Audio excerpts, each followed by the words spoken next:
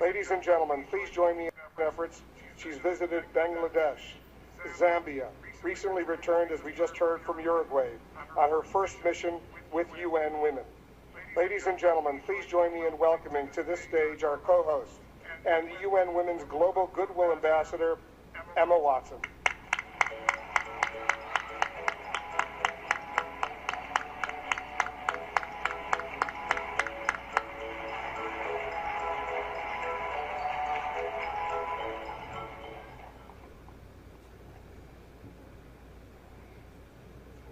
Your Excellencies, UN Secretary General, President of the General Assembly, Executive Director of UN Women, and distinguished guests. Today, we are launching a campaign called HeForShe. I am reaching out to you because we need your help. We want to end gender inequality, and to do this, we need everyone involved. This is the first campaign of its kind at the UN. We want to try and galvanize as many men and boys as possible to be advocates for change. And we don't just want to talk about it. We want to try and make sure that it's tangible. I was appointed as Goodwill Ambassador for UN Women 6 months ago. And the more I've spoken about feminism, the more I have realized that fighting for women's rights has too often become synonymous with man-hating. If there is one thing I know for certain, it is that this has to stop. For the record, feminism, by definition, is the belief that men and women should have equal rights and opportunities. It is the theory of the political, economic, and social equality of the sexes. I started questioning gender-based assumptions a long time ago. When I was 8, I was confused at being called bossy because I wanted to direct the plays that we would put on for our parents, but the boys were not. When at 14, I started to be sexualized by certain elements of the media.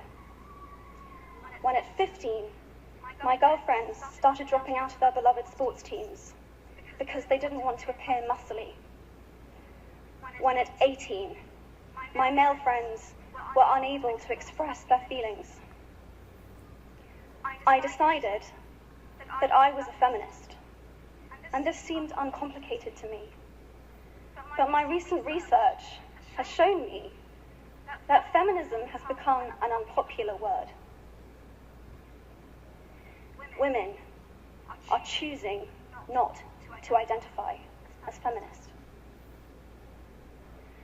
Apparently, I am among the ranks of women whose expressions are seen as too strong, too aggressive, isolating, and anti-men, unattractive even.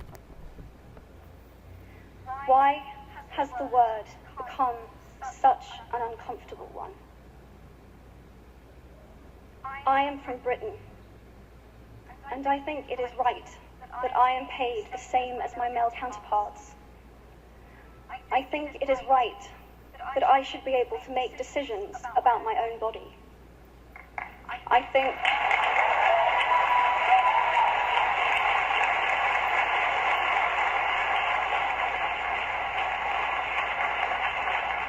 think it is right that women be involved on my behalf in the policies and the decisions that will affect my life. I think it is right that socially I am afforded the same respect as men. But sadly, I can say that there is no one country in the world where all women can expect to receive these rights. No country in the world can yet say that they have achieved gender equality. These rights I consider to be human rights, but I am one of the lucky ones. My life is a sheer privilege because my parents didn't love me less because I was born a daughter. My school did not limit me because I was a girl.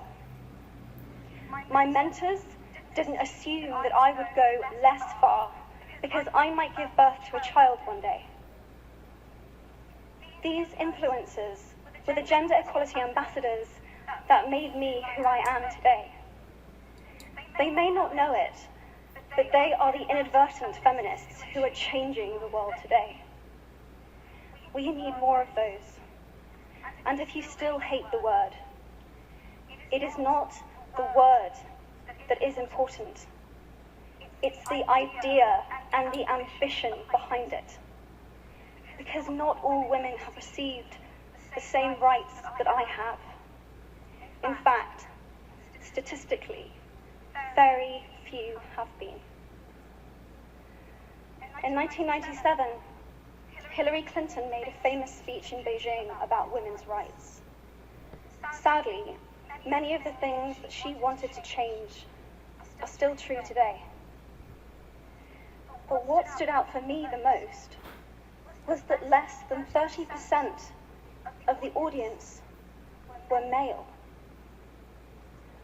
How can we affect change in the world when only half of it is invited or feel welcome to participate in the conversation? Men, I would like to take this opportunity to extend your formal invitation.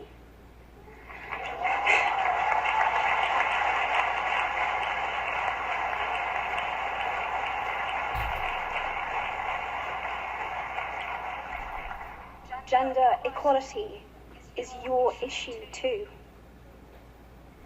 Because to date, I've seen my father's role as a parent being valued less by society, despite my needing his presence as a child as much as my mother's. I've seen young men suffering from mental illness, unable to ask for help, for fear it would make them less of a man, or less of a man. In fact, in the UK, suicide is the biggest killer of men, between 20 to 49, eclipsing road accidents, cancer, and coronary heart disease. I've seen men made fragile and insecure by a distorted sense of what constitutes male success. Men don't have the benefits of equality either. We don't often talk about men being imprisoned by gender stereotypes, but I can see that they are, and that when they are free, things will change for women as a natural consequence. If men don't have to be aggressive in order to be accepted, women won't feel compelled to be submissive. If men don't have to control, women won't have to be controlled. Both men and women should feel free to be sensitive. Both men and women should feel free to be strong. It is time that we all perceive gender on a spectrum instead of two sets of opposing ideals.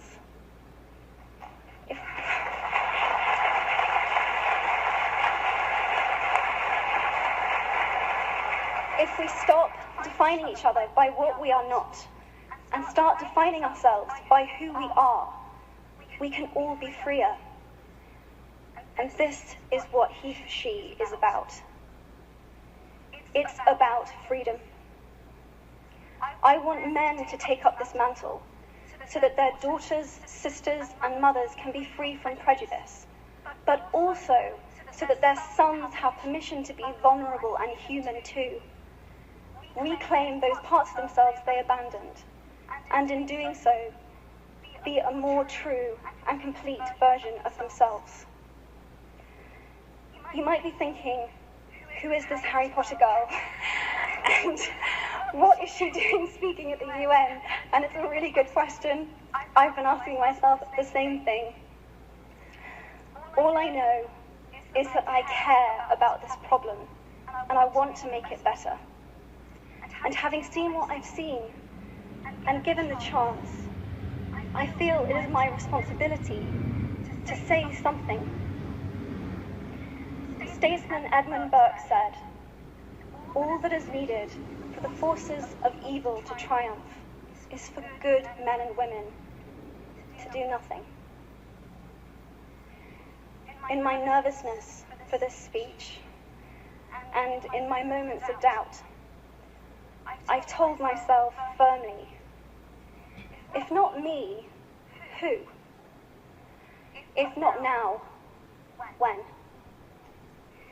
If you have similar doubts when opportunities are presented to you, I hope that those words will be helpful. Because the reality is that if we do nothing, it will take 75 years, or for me to be nearly 100, before women can expect to be paid the same as men for the same work. 15.5 million girls will be married in the next 16 years as children. And at current rates, it won't be until 2086 before all rural African girls can have a secondary education.